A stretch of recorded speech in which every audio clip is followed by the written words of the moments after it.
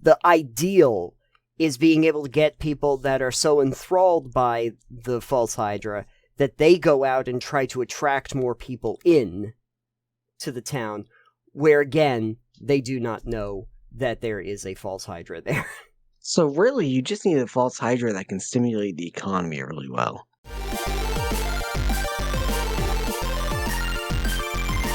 Alex, I hear that a lot of people online have been talking about something called a false hydra recently. Have you been seeing this? Me, no, but a friend has and told me about it, and it sounded interesting. Yeah, I don't know a lot about a false hydra. It feels like the kind of thing that we should have done an episode on a while back. But maybe. Yeah, maybe. But the idea behind a false hydra is pretty cool. There is a really good video from Dungeon Dad, actually, on the subject, where he took False Hydra, which is not really a 5e monster for D&D. It's usually seen in older editions. Tried to kind of show how it could be used in 5e or some of the interesting ways. For people who don't know, basically a False Hydra is this monstrous, weird creature, but you might not actually realize it if you saw it, because it has this ability to create a song, and by creating this song, it basically wipes the very notion of its existence out of people's minds. So it's kind of like the silence from Doctor Who. It's, I guess, kind of like the silence from Doctor Who, yes. It's got that mimetic effect on it. Yes. Basically, the idea is that even as it, might prey on people or eat them or something, they can create the song that makes it so that people forget the very existence of the people that are missing as well, and replaces it with memories of something else, that they wandered off, or they died a long time ago, or the person had never existed. To cover that they are even there in the first place, while they gain in power. So does this affect a wide area then? It can affect a really wide area depending on how big the false hydra gets. Right, I'd like 3 in my garden. You want 3 in your garden? I don't know if they're territorial. Them to sprout. Oh. I think... I'd like them to sprout in the garden. You want them to sprout up in the garden? Oh, okay. Yep. They can get multiple. They can get multiple heads. No, then maybe just one. Yeah, just one that has a lot of heads, like a Venus flytrap. Do you think it'll sing for me, kind of like the Venus flytrap Audrey 2 from Little Shop of Horrors, maybe? What song would it sing if you had it do that? Feed Me, Seymour? Okay. But the thing is Even though that... my name's not Seymour. Right. But see, the thing about the False Hydra that's so interesting is that you would not know that Audrey 2 was even there. Right. Then I'll forget to water it. Exactly. And then one day, Audrey 2 eats you, but then creates a song for everybody around that makes it so that they don't even remember you existed. Here's a question. If the False Hydra's eating random people in a town... Yep. And making it so they never existed, what happens to all the vacant houses in the town? They come up with a reason for why they're vacant. The song fills in the blanks for that. Sure. No, I understand that, but wouldn't it be weird that this town has just exponentially growing vacant houses where people aren't living in? They have no history of anyone ever living there. And, maybe the person built the house himself. Suddenly there's no memory of the person building it, so they have no recollection of how this strange house got there. Who built it, or why? You know what the False Hydra does is it just tells people that the economy is having a downturn and people moved out of town for better wages or something. Sure, but then they'd have to remember that the person moved because they wipe all the existence of them. So they could make that happen. It's about filling in the gaps so that people don't ask questions like that. If you're asking the questions about the vacant houses, the False Hydra is doing a very bad job. Well, I was just wondering, because if you've got a town of 2,000 and it's eaten 100 people, then, assuming that it's eating couples, you have 50 new vacant buildings. Yeah, but it doesn't have to eat the couples. It can keep one person in the house. And they just never had it. They just never got married or whatever. Is it smart enough to eat only the one person? I don't know if it really thinks about it all that much, because it can cover its tracks pretty much regardless. It just needs to continually grow. It needs to be able to grow. Because it gets to a point where they'll show these monstrous versions of false hydras in some of the graphics. The ideal is being able to get people that are so enthralled by the false hydra that they go out and try to attract more people in to the town, where again, they do not know that there is a false hydra there. So really, you just need a false hydra that can stimulate the economy really well. You need a false hydra. Obviously, that can stimulate the economy. This is by getting rid of people to make vacant housing to drive the housing market down and make it more affordable. Yes, exactly. A lot of people don't know, but the false hydra is actually in real estate. That would make sense, just like banks. False hydra is BlackRock. We just figured this out. Congratulations, everybody. But the thing that I was wondering about this is, I played a bard. Okay. And when I was playing a bard, I always thought to myself, like, or I guess I just started thinking about it, because I haven't heard of the false hydra before. Yeah, okay. Recently I heard about that there was, that if I'm a bard, and it's all about sound, bards have a lot of spells that are revolving around sound. Because they revolve around sound, I would figure out that I'd need to, like, manipulate, what's going on in town, maybe use something like silence, if I were the person that took silence as a spell, which I probably wouldn't do. But then that opens up a big question about metagaming, right? Because me as a player may understand the idea of a false hydra now, but I don't think that if you're in universe and you're in that town, any of the players would be aware of the false hydra, or may have even encountered one to begin with. So how would they know how to deal with it? I assume if they encountered one, they wouldn't have remembered it then. Exactly. Exactly. That's one of those things. It's like, unless your characters in the games are reading a bestiary, for instance, they're not going to know about some of these big obscure monsters. Right. And the false hydra specifically, I don't think someone would have written a bestiary to include one unless they had defeated one. Right. Once you defeat it and it stops singing, I suppose you have a little bit of leniency. There is some lore, though, that there's... If the false hydra comes and needs to eat somebody, there is a small window where it can't sing because it's eating. So it will usually try to prey on people that are, like, at night in back alleys or something where it's less likely for you to see. But if somebody did, they would see this, like, horror monster. Maybe they could actually do something about it in that moment. But if the false hydra starts singing again, you'd forget about it. It would, like, slip out of your mind again. So you'd forget that it ever happened. So, I don't know how we explain to an adventuring party who's wandered upon this town that might have been, like, affected by a false hydra. How do we explain to them, or at least give them some hints as to what is happening? Maybe they go and explore some of these vacant houses we talked about. Maybe they find notes about strange dreams or something. They start asking questions about, like, why there's still food on the table, and why it's just gone cold and none of the plates are cleaned up. Why does this business suddenly have nobody, like, working in it? Right. But who owns this bookshop? Why is there nobody here? It says that the desk says this person's name, but that person doesn't exist. Who is this person? Yeah, but see, herein lies the problem. Wouldn't the false hydra create a scenario that would explain all of that for the players? Not if they're new to town.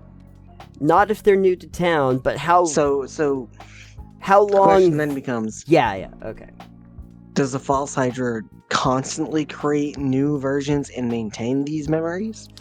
That's the idea, is that it can keep creating almost this, like, hypnotic state where people fill in the blanks for themselves. Sure, or but if it's a feeling as collective, like town-wide right. hallucination, essentially, or everyone's sharing these memories that are false, then it has to keep adding to that. Yeah, it's got to control like a hive mind at a certain Sure. point. Okay, so then wouldn't a better question be, what if your adventuring party comes into town and suddenly they're filled with all these memories that they shouldn't have? Like, oh yeah, this person's always been not in town. Like, this person's never existed. This house has always been empty. And then you stop and go, I've just gotten to this town. How would I know that? Do you think that maybe a character that has like high wisdom or intelligence or maybe even constitution might be able to have a moment where they are aware that something's wrong? Maybe they just have the aptitude? I think so. Okay. Yeah. Because even if the false Hydra's filling in these blanks, Yeah. if they're people new to town, they're not going to have blanks to fill in. They're just going to have no memory of it. Right. But if the song is collectively doing it as a whole and not individually per person, then they're going to say, be filled with the same collective knowledge the rest of the town is with its song. Yeah. But that does not make the person then go, yeah, this is absolutely normal. Someone who's not from town might go, oh yeah, this building's always been empty. And then they would stop and go, how would I know that? I've just gotten to this town. So it's filling in blanks for them, but it's not giving them the contextual knowledge of having been in this town for years. Right. And I feel like that would cause a bit of turmoil on the person being like, yeah, that's absolutely right. And I know that's right. How do I know that's right? Where did this come from? Kind of deal. Right. I think one other thing that might be very useful is if there's a way to at least disrupt something in a sound. And that could either be something that you, as, like, the GM running the game, might be able to, like, just artificially create, or that would just be something that the party stumbles upon by doing something. Either, I mentioned bards, that's what I was playing with Max. Max has a lot of abilities that are sound-based, and it is possible that he creates a sound, not necessarily even silence, but you could do something like prestidigitation or something where you can create small sounds that might disrupt that field slightly, and all of a sudden you see like a shade or a shadow of maybe the false hydra or one of its heads peeking up through a sewer grate, and that, like, makes you go, for a second. Like maybe you get a little glimpse of something more that's going on in town. Or maybe you have tinnitus. Maybe particularly loud music, for instance, could cancel it out. Some kind of a sonic boom. If I use Thunderwave... Maybe, yeah. If I just use Thunderwave. Or if, say, you've used earplugs because you're listening to a really loud bard who won't stop playing rock music. Oh, actually, come to think of it, I think that Max could inadvertently solve this entire problem, because he would try to do a concert in the middle of town, and then everyone would plug their ears, because they can't listen to Max anymore, and all of a sudden everyone would start seeing all the Hydra heads coming up through the grates. Everything like that. Yeah.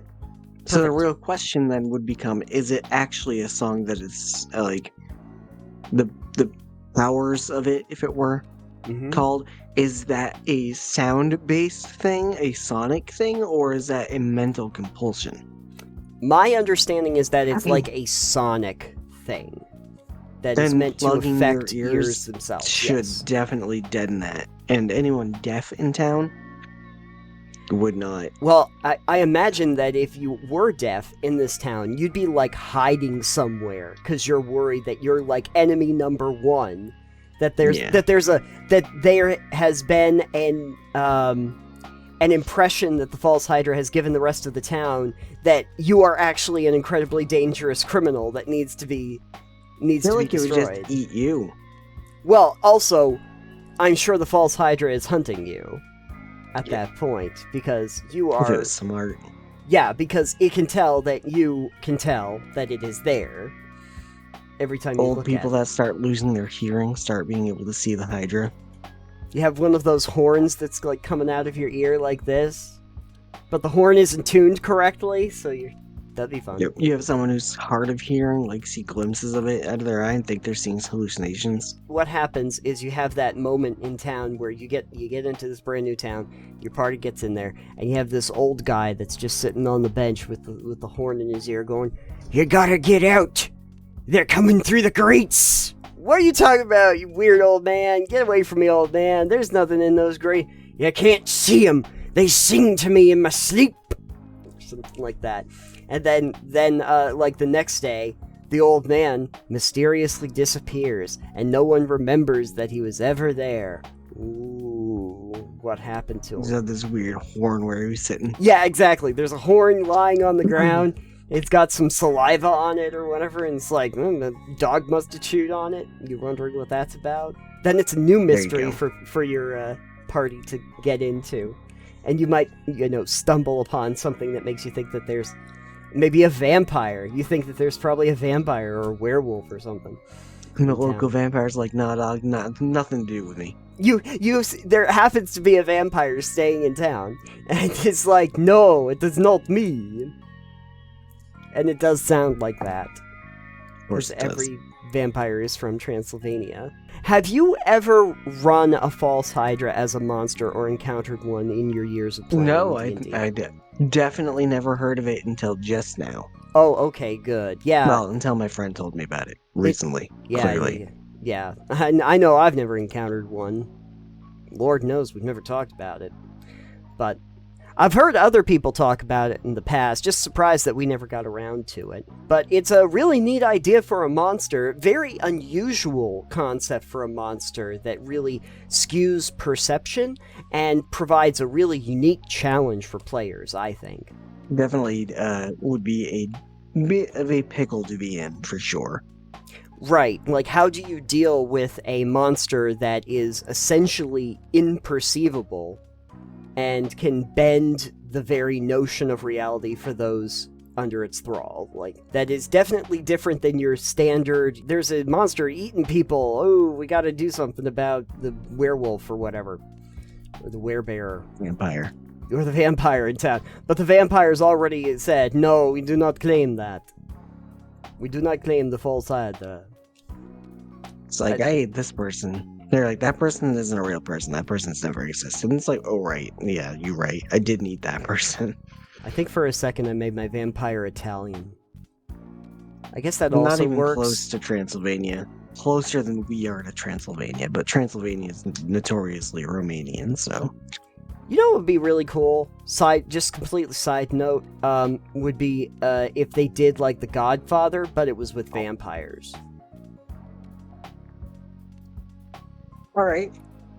Anyway, one of these days we're going to get around to talking about the false hydra, but I guess we don't have time today, so... Yeah, I think this segment went long enough. Maybe next time we can talk about the false hydra, because we still have not done that. Yeah, I had to get into talking about Godfather with vampires. And this is what happens. Anyway, definitely an interesting concept. Thanks for doing that 20-minute talk about it. Yeah, that was really great. Thanks for coming to our TED Talk about Italian Godfather. Vampires. There was always Italian Played by Godfather. Mario. Played by Mario, yeah. Chris Pratt is going to be the voice of Don Corleone in the Godfather with Vampires movie. Actually, I think his new name is Mario Marioni. Mario Marioni, oh, that's right. A mushroom capo. Because famously, Mario's name is Mario Mario. That's true. And Luigi Mario. We all know Yes. This. Yes. We're all very aware. Anyway, tell us about your dream casting in the Godfather but with Vampires movie. I'd like to know your ideas in the comment down below, and let us know if you'd ever like us to talk about the False Hydra.